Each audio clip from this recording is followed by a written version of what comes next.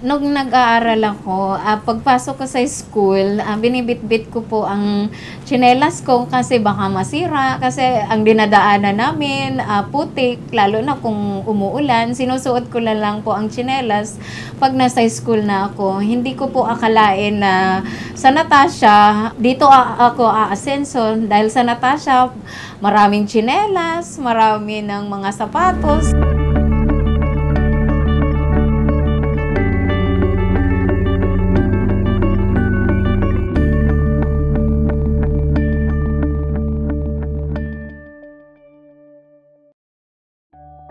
Nakilala ko po ang Natasha sa kapitbahay at inalok po ako na mag-recruit. Nabasa ko po ang marketing plan ng Natasha at nagandahan po ako sa marketing plan. Tatandaan ko nung kasama ako ni Mama na pupuntang Robinson's Galleria. Tapos, yun nga, naghihintay kami ng orders kasi isang araw yung processing dun sa unang branch ng Natasha. So hanggang magdamag kami dun. Tapos siguro mga 3, minsan malalaking plastic yung dala-dala pabalik ng bahay para ma-serve kinabukasan yung mga stocks para sa mga members na nasa amin.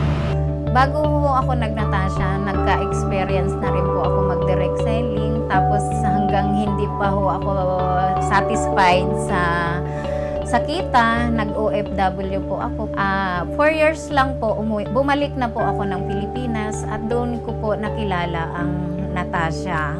Hanggang dumami po ang orders ko. Nung umpisa po, nag-jeep lang po ako at nagbabas. Ganun po talaga ang negosyo, sipag, tiyaga. Hanggang makasama ko na sa negosyo, ang asawa ko, tumutulong na siya. Natuto ako mag-drive. Tapos yun, ako na naghahatid ng mga stock nila, nagpipick up, naghahatid sa mga bahay-bahay. Hanggang sa mga anak ko na, basta buong pamilya, nagtulong-tulong na po kami sa negosyo sa Natasha. Kaya ang Natasha po, malaking tulong sa buhay namin. Sobra-sobra po ang blessing na dumating sa akin hanggang magkabahay, yan, magkasasakyan. At ngayon po, tuloy-tuloy pa rin ang negosyo namin sa Natasha. Lumaki kami kasama na Natasha. Nagsisimula pa lang si Mama noon, maliliit pa kami. Kaya lagi namin kasama na rin yung sa bahay, puro Natasha na. Tumutulong na kami noon sa pagbubuhat ng mga stocks, sa pag-iimbentaryo. Siyempre, habang lumalaki ka, naghahanap ka ng mas magandang pagkakakitaan. Noong una, akala ko madali lang pero nung tumagal na medyo parang mahirap pala.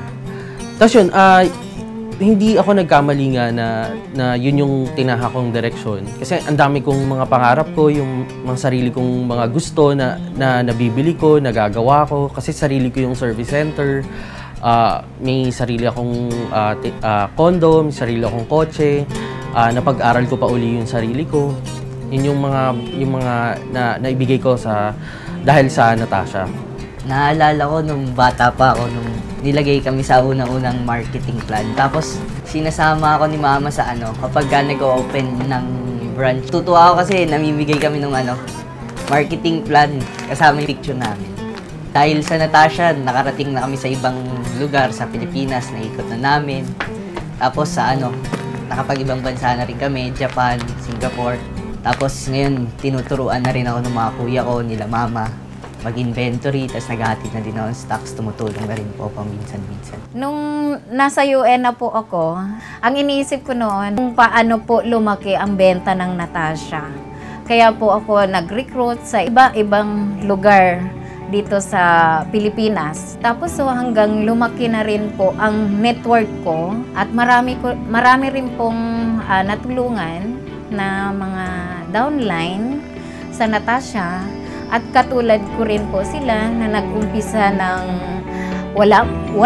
yung walang puhunan. At natutuwa po ako at nagpapasalamat po ako sa taas dahil mayroon na rin po silang sasakyan ngayon at may sariling bahay na. At hindi lang po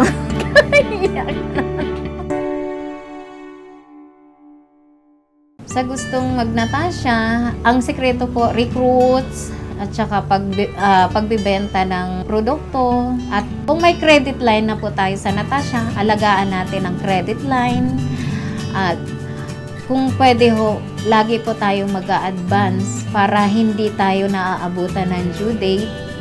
At syempre po, pag malakas po ang kita natin, sana wag yung gastos ng gastos. Alagaan din po natin ang naging kita natin sa Natasha.